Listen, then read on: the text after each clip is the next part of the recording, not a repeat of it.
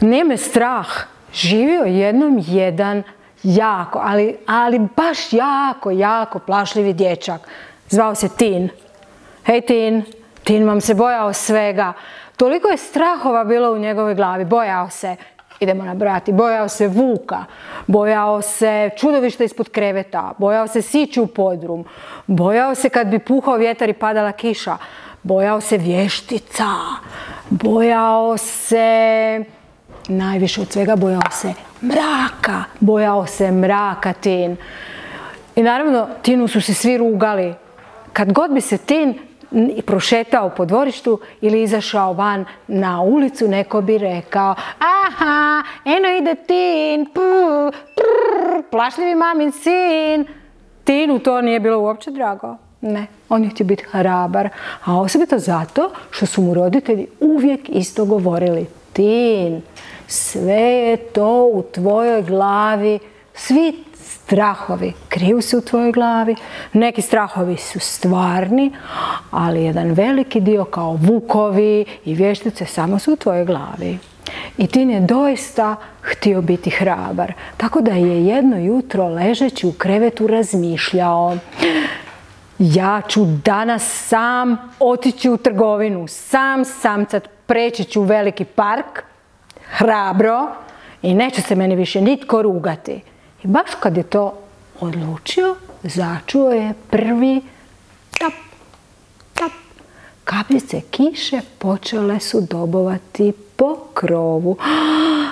Rekao je Tin, počela je padati kiša, a možda će i grmiti. Bum! U tom trenutku zagrmjelo je.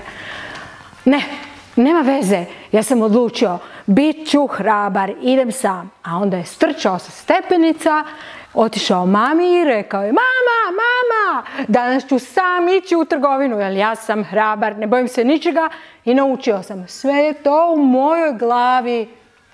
Mama se jako iznenadila i rekla: nećeš se bojati, Tin. Ne, nikako se neću bojati. Sve mi daj, idem sam preko velikog parka u dućan, sam. Bojao se dok je to govorio, ali on je tako odlučio. Mama ga je obukla u kišnu kabanicu, dala mu torbicu i poslala ga u dućan. Čim je izašao van, kraj njega je biciklom projurio njegov prijatelj Davor, susjed, i rekao: eno Tina, plašljivog maminog sina, i ode dalje. To je Tina još više ohrabrilo da izađe sam i pređe čitav taj strašni veliki park sve do dućana. I čim je Tin krenuo, počele su mu se u glavi rojiti misli. A šta ako? A šta kad će? Dosta, rekao je sam sebi.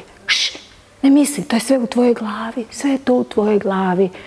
I krenuo je u park. I nakon nekoliko koraka Tin začuje: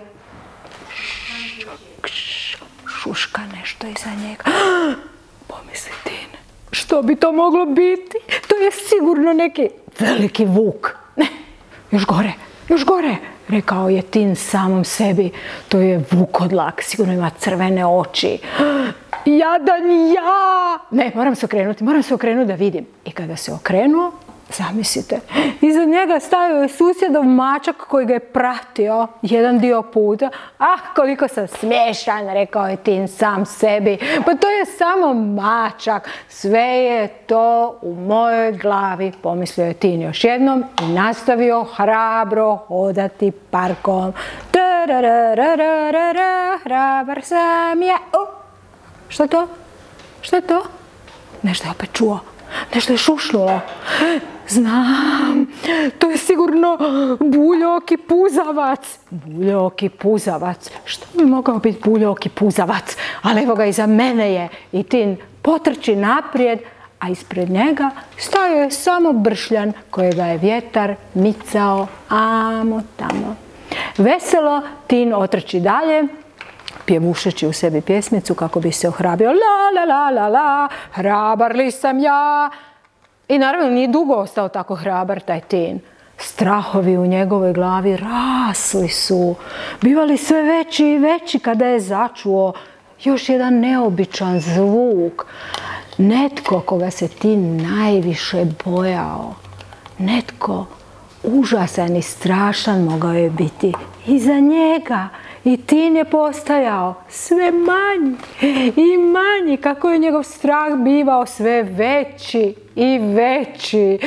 Tin je vidio u svojoj glavi djecozgraba i mali Tin rekao mu je: "Kud si krenuo? Zašto si krenuo sam u park? Zar si poludio?" A veliki Tin je rekao: "Ma ne bojim se, ja sam hrabar, to je sve u mojoj glavi." A mali Tin je rekao: "Ma, pričaš gluposti, to nije u tvoj glavi, brzo se okreni, trči kući." Ne, rekao je Tin, "ja sam obećao da ću biti hrabar, djecozgrab ne postoji." A onda se Tin hrabro okrenuo i iza svojih leđa ugledao djedicu kojemu je šešir s glave skinuo vjetar. I mali Tin, puf, nestade kao i strahovi koji su rasli u Tinovoj glavi. I Tin nastavi veselo hodati, pred sobom odjednom ugleda trgovinu u kojoj je trebao kupiti potrepštine za mamu. Uđe hrabro unutra, kupi sve što je trebao, na izlasku van zastane, pogleda, kiša je prestala, sunce se pojavilo na obzoru, osvijetlilo sva mračna mjesta gdje se strah skrivao i pomaknuo sav strah iz Tinove glave. I od tog dana Tin više nikada nije bio bezrazložno uplašen. Znao je da su sve te stvari samo u njegovoj glavi. I čiča miča, gotova je priča.